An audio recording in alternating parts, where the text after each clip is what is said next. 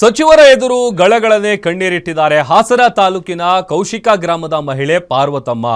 ಪೌತಿ ಖಾತೆ ಮಾಡ್ಕೊಡಿ ಅಂದ್ರೆ ಲಂಚ ಕೇಳ್ತಾರೆ ಅಂತ ಪಾಪ ಕಣ್ಣೀರು ಹಾಕಿದ್ದಾರೆ. ಸಚಿವರ ಮುಂದೆ ಗಳಗಳನೆ ಕಣ್ಣೀರಿಟ್ಟಿದ್ದಾರೆ ಪಾರ್ವತಮ್ಮ. ಹಾಸನ ತಾಲೂಕಿನ ಕೌಶಿಕ ಗ್ರಾಮದ ಮಹಿಳೆ ಈ ಪೌತಿ ಖಾತೆ ಮಾಡ್ಕೊಡಿ ಅಂತ ಅಂದ್ರೆ ಲಂಚ ಕೇಳ್ತಾರೆ, ಲಂಚ ಕೊಡೋದಕ್ಕೆ ನನ್ನ ಹತ್ರ ಹಣ ಇಲ್ಲ ಸ್ವಾಮಿ ಅಂತ ಕಣ್ಣೀರು ಹಾಕಿದ್ದಾರೆ.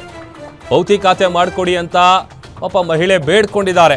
ಸಚಿವರ ಎದುರೇ ಕಣ್ಣೀರು ಹಾಕ್ತಾ ತಮ್ಮ ಅಳಲು ತೋಡ್ಕೊಂಡಿದ್ದಾರೆ ಪಾರ್ವತಮ್ಮ.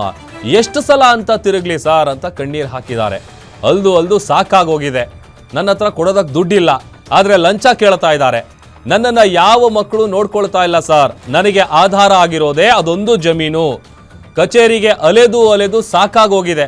ಅರ್ಜಿ ಕೊಟ್ಟರೆ ಯಾರೂ ಕೂಡ ಕೇರ್ ಮಾಡ್ತಾ ಇಲ್ಲ, ಅದನ್ನು ಪರಿಗಣಿಸ್ತಾ ಇಲ್ಲ. ಕಚೇರಿಗೆ ಹೋದಾಗ್ಲೆಲ್ಲ ಅರ್ಜಿ ಕೊಟ್ಟೇ ಇಲ್ಲ ಅಂತಾರೆ. ಅಧಿಕಾರಿಗಳು ಅಲೆದಾಡಿಸ್ತಾ ಇದ್ದಾರೆ ಅಂತ ತಮ್ಮ ಅಳಲನ್ನ ತೋಡ್ಕೊಂಡಿದ್ದಾರೆ ಪಾರ್ವತಮ್ಮ ಅನ್ನುವಂಥ ಮಹಿಳೆ. ಇದೇ ಮಹಿಳೆ ನನ್ನ ಹತ್ರ ಕೊಡೋದಕ್ಕೆ ದುಡ್ಡಿಲ್ಲ, ನಾನು ನೋಡ್ಕೊಳ್ಳೋಂಥವ್ರು ಯಾರೂ ಇಲ್ಲ, ನನಗಿರೋದೇ ಅದೊಂದು ಜಮೀನು, ನನಗೆ ಪೌತಿ ಮಾಡಿಕೊಡಿ ಅಂತಂದರೆ ಲಂಚ ಕೇಳ್ತಾ ಇದ್ದಾರೆ, ಎಲ್ಲಿಂದ ತರಲಿ ಅಂತ ತಮ್ಮ ಅಳಲು ತೋಡ್ಕೊಂಡಿದ್ದಾರೆ.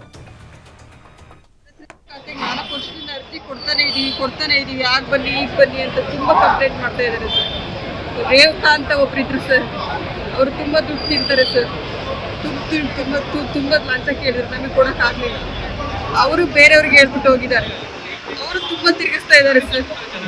ಅಷ್ಟಿಷ್ಟಲ್ಲ, ನನಗೆ ತುಂಬ ಕಾಂಟ್ರಾಕ್ಟ್ ಕೊಟ್ಟು ಬಂದವ್ರಿಗೆಲ್ಲ ಹೇಳ್ಬಿಟ್ಟು ಹೋಗಿದ್ದಾರೆ. ಬಂದವ್ರಿಗೆಲ್ಲ ಹೇಳ್ಬಿಟ್ಟು ಹೋಗಿ ಅವರು ಬಂದವ್ರಿಗೆಲ್ಲ ಆಗ ಬನ್ನಿ ಈಗ ಬನ್ನಿ ಅಂತ ಹೇಳ್ಬಿಟ್ಟು 4 ವರ್ಷ ತುಂಬಿಸಿದ್ರು. ಆಮೇಲೆ ಈಗ 6 ತಿಂಗಳಾದ್ಮೇಲೆ ಬೇರೆ ಹೆಸರಿಗೆ ಖಾತೆ ತುಂಬಿಸ್ಬಿಟ್ಟು ಪಾಳಿ ತಗೊಂಡು ಅವ್ರ ಹೆಸರಿಗೆ ಆಗಿದೆ ಅಂತ ಸ್ಪಾಟ್ ಇನ್ಸ್ಪೆಕ್ಷನ್ ಬಂದರು. ಅಲ್ಲಿ ತನಕ ಬರಲಿಲ್ಲ.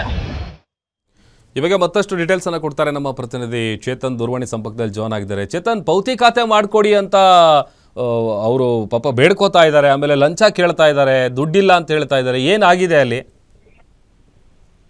ಎಸ್ ಪ್ರಭು, ಏನು ಹಾಸನ ತಾಲೂಕಿನ ಕೌಶಿಕ ಗ್ರಾಮದ ಪಾರ್ವತಮ್ಮ ಅನ್ನೋ ಮಹಿಳೆ ಇರ್ತಾರೆ. ಇವತ್ತು ಏನು ಉಸ್ತುವಾರಿ ಸಚಿವರಾದಂತಹ ಕೃಷ್ಣ ಬೈರೇಗೌಡರು ಜನಸ್ಪಂದನ ಕಾರ್ಯಕ್ರಮ ಇಟ್ಕೊಂಡಿರ್ತಾರೆ. ಅಲ್ಲಿಗೆ ಬಂದಂತಹ ಮಹಿಳೆ ಆ ಗಳಗಳನೆ ಕಣ್ಣೀರಿಟ್ಟಂತ ಪ್ರಸಂಗ ಇಲ್ಲಿ ನಡೆದಿರೋಂಥದ್ದು. ಅಂದ್ರೆ ಆಕೆ ತಾಯಿ ಏನಿದ್ದಾರೆ, ಆ ತಾಯಿ ಮರಣದ ನಂತರ ಈ ಪಾರ್ವತಮ್ಮ ಏನಿರ್ತಾರೆ ಅವರಿಗೆ ಪೌತಿ ಖಾತೆ ಆಗ್ಬಿಟ್ಟಿರುತ್ತೆ. ಆದ್ರೆ ಅಧಿಕಾರಿಗಳು ಎಷ್ಟೇ ಈ ಪಾರ್ವತಮ್ಮ ಏನಿರ್ತಾರೆ ಅವರು ಅರ್ಜಿ ಕೊಟ್ಟರು ಕೂಡ ಆಕೆಯ ಅರ್ಜಿಯನ್ನ ಪರಿಗಣಿಸಿಲ್ಲ ಅಂತ ಸಚಿವರ ಎದುರು ಕಣ್ಣೀರು ಹಾಕಿರ್ತಕ್ಕಂಥದ್ದು. ಅಂದ್ರೆ ನಾವು ಪದೇ ಅಧಿಕಾರಿಗಳನ್ನ ಕೇಳಿದ್ರೆ, ಅಂದ್ರೆ ಕಚೇರಿಗೆ ಅಲ್ದು ಸಾಕಾಗಿದೆ, ಲಂಚವನ್ನ ಕೇಳ್ತಾರೆ, ನನ್ನ ಹತ್ರ ಕೊಡ್ಲಿಕ್ಕೆ ಲಂಚವಿಲ್ಲ, ನನ್ನ ಮಕ್ಕಳಿದ್ದಾರೆ, ಆದ್ರೆ ಅವ್ರು ನನ್ನನ್ನು ನೋಡ್ಕೋತಿಲ್ಲ.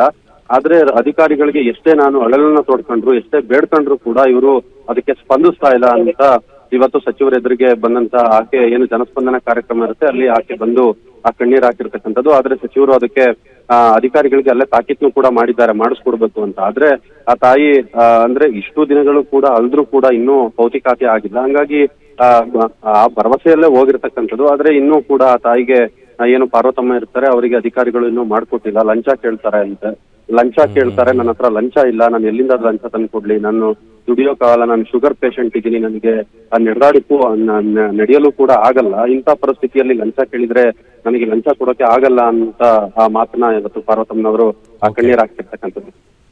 ಓಕೆ, ಥ್ಯಾಂಕ್ ಯು ಚೇತನ್ ನಿಮ್ಮೆಲ್ಲ ಡೀಟೇಲ್ಸ್ಗಾಗಿ.